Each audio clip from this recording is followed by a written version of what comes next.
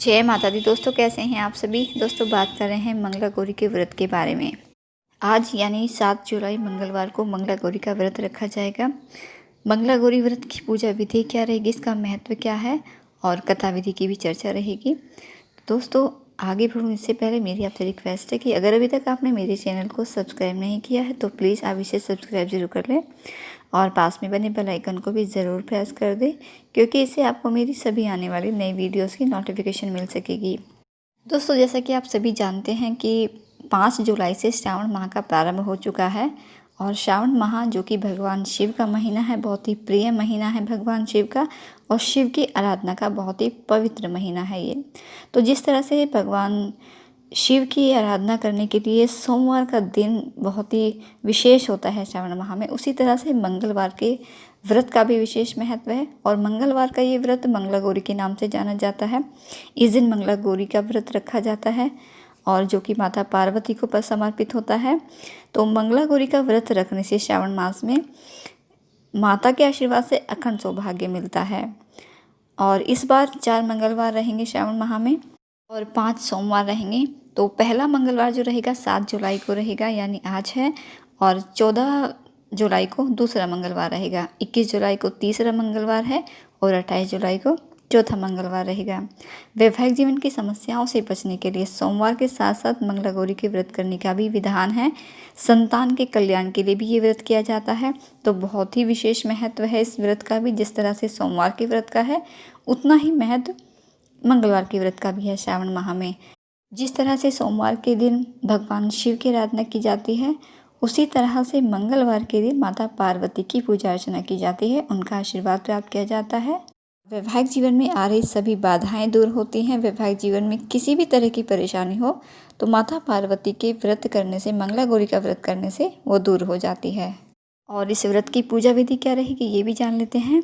इस व्रत को करने वाले व्यक्ति को सूर्योदय से पहले ही उठना होता है। इसके बाद नित्य कर्मों से निवृत्त होकर स्नान आदि के बाद साफ स्वच्छ कपड़े पहने मंगला गौरी व्रत और पूजा का संकल्प लें। इसके बाद पूजा स्थल पर माँ गौरी की तस्वीर एक चौकी पर स्थापित करें और दीप जलाकर माँ गौरी का पूजन करें और इसके बाद उनको 16 श्रृंगार के सभी सामान चढ़ाएं। पूजा के बाद माता रानी की आरती भी ज़रूर करें। इसके बाद दिन भर फलाहार करते हुए शाम के वक्त पूजा करने के बाद तो अन्न पारण कर अपना व्रत पूर्ण करें। और इस दिन कथा का भी विशेष महत्व है, कथा का श्रवण भी ज़रूर करें। तो कथा विधि भी जान लेते हैं। तो एक कथा के अनुसार धर्मपाल नाम का सेठ था एक। उसके पास धन धान्य की कमी बिल्कुल भी नहीं थी, लेकिन उसके कोई संतान नहीं था, जिसकी वजह से सेठ और उसकी पत्नी काफ़ी दुखी रहते थे। धर्मपाल और उसकी पत्नी ने कई जप तप ध्यान अनुष्ठान किए, जिससे माँ प्रसन्न हुई। देवी ने सेठ से मनचाहा वर मांगने के लिए कहा तो सेठ ने कहा कि माँ, मैं सर्व सुखी हूँ, धन धान्य से परिपूर्ण हूँ, लेकिन संतान सुख से वंचित हूँ। मैं आपसे एक पुत्र का वरदान मांगता हूँ। देवी ने कहा, सेठ, मैं तुम्हारे तप से प्रसन्न होकर तुम्हें वरदान देती हूँ, लेकिन मैं तुम्हें वरदान तो देती हूँ पर तुम्हारा पुत्र केवल 16 साल तक ही जीवित रहेगा। ये बात सुनकर सेठ और सेठानी काफ़ी दुखी हुए, लेकिन उन्होंने वरदान स्वीकार कर लिया। देवी के वरदान से सेठानी गर्भवती हुई और उन्होंने एक पुत्र को जन्म दिया। सेठ ने अपने पुत्र का नामकरण संस्कार किया और उसका नाम चिरायु रखा। समय बीतता गया और सेठ और सेठानी को पुत्र की मृत्यु की चिंता सताने लगी। तब किसी विद्वान ने सेठ से कहा कि यदि वह अपने पुत्र का विवाह ऐसी कन्या से करा दे जो मंगला गौरी का व्रत रखती है, तो उस कन्या के व्रत के फलस्वरूप उसके वर को दीर्घायु प्राप्त होगी। सेठ ने विद्वान की बात मानकर अपने पुत्र का विवाह ऐसी कन्या से ही करा दिया जो मंगला गौरी का व्रत विधि विधान से पूरे विधि पूर्वक करती थी, पूरे श्रद्धा भाव से करती थी। उसके परिणाम स्वरूप चिरायु का अकाल मृत्यु दोष स्वतः ही समाप्त हो गया और राजा का पुत्र अपने नाम के अनुसार चिरायु हो उठा।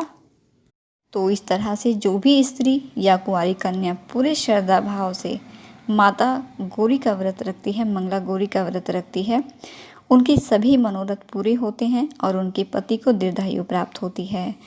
माता गौरी की पूजा करते समय सुहाग की सामग्री अर्पित करना बहुत ही शुभ माना जाता है।